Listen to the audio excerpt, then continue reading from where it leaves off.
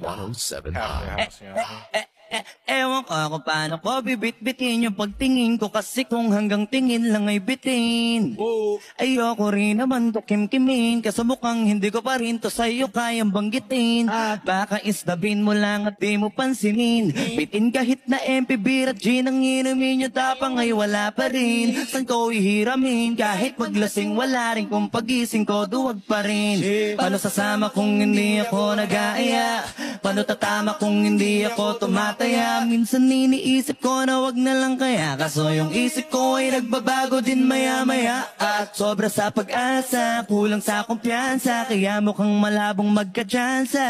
Gusto ko lang naman ay maging popoy mo ba siya, yun ang matagal ko ng pantasya. Tagal na kitang sinusundan, tinititigan at hindi maniwasan, na ikaw ay ditignan sa malayuan, at pinag-iisipan ko kung anong paraan para ikaw ay malapitan. Kaso malayo ang pagitan, hanggang kailan kaya mag-aabang kung may mapapala sa aking ginagawa, na pagkatumaya ay wag mapahiya.